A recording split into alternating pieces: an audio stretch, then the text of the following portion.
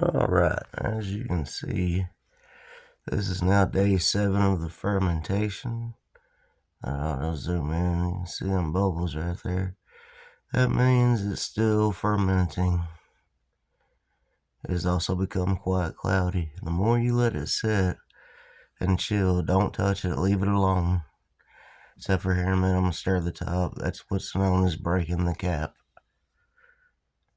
But yeah, this will eventually clear up. There's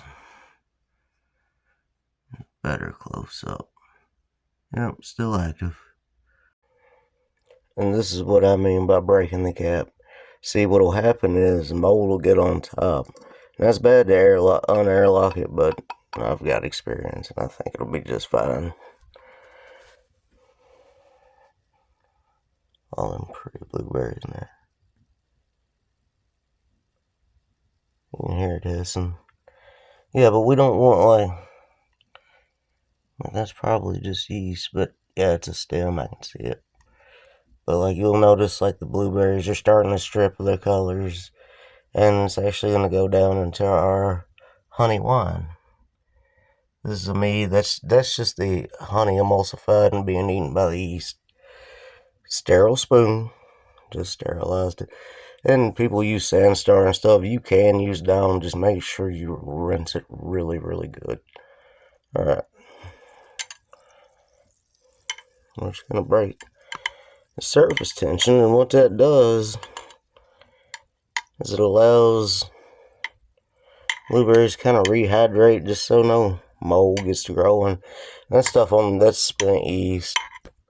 That's whenever you pitch it. When we clean it up, it'll be nothing to worry about. But look at it, it's got that beautiful blueberry color, and I dare say quite a bit of alcohol, probably around 5%. And I'm gonna talk about that here in a minute.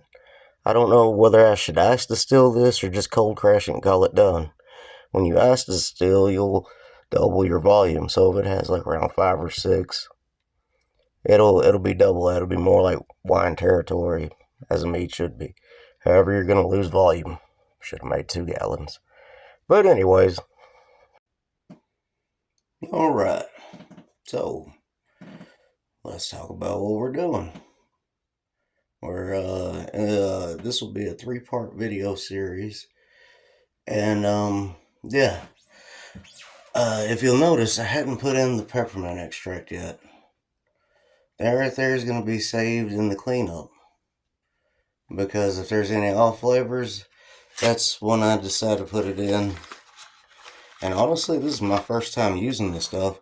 Hell, I watched other people that I thought they just had little mini bars whenever they was making their stuff, but nah, I now understand what this stuff is for.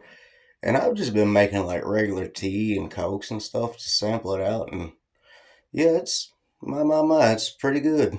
And it's an extract. You can get it at Kroger's. All this stuff you can find at Kroger's. And yeah, so we'll be adding that in probably in the cold crash phase.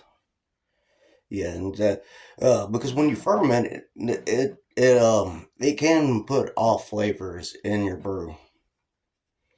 I've been told. I haven't really, like I said, this is my first time using it, so I just want to kind of be extra careful with it.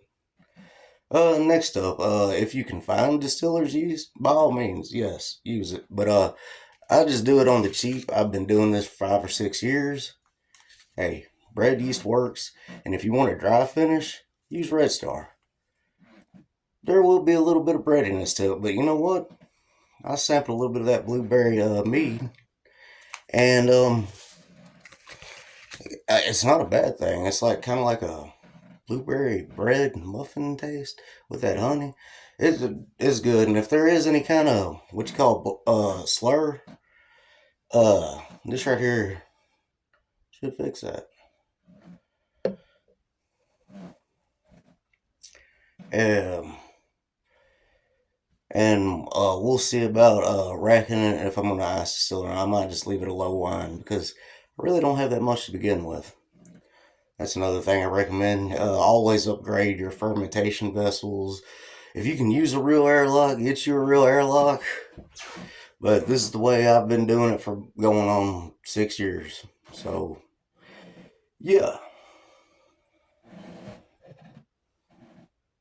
And I have been making these videos a little bit longer. It's what I've got, you know. I'm just now hands free. I mean, I've only been making YouTube videos for about a year now, but I've learned a few things here and there. By the way, alcohol is not the only thing I drink. I like me some coffee. Yeah, so, I've actually got an idea for the next video. I'm going to show you how to make hard iced tea. And a lot of it's the same process. And I've been showing y'all this with like what they call a sugar shine or a sugar mash. And it's just easier for cleanup. Once you start making your own beers and stuff, I have now successfully made 4 batches of beer and unsuccessfully made about 3. We'll talk about that some other day. Or they're actually in my other videos. The rework video, that was an orange wheat beer. It was mighty hazy. I should have cleaned it up better, but that's when I learned about like ice distilling, how it'll double your alcohol. It'll also double your flavor, and it concentrates it.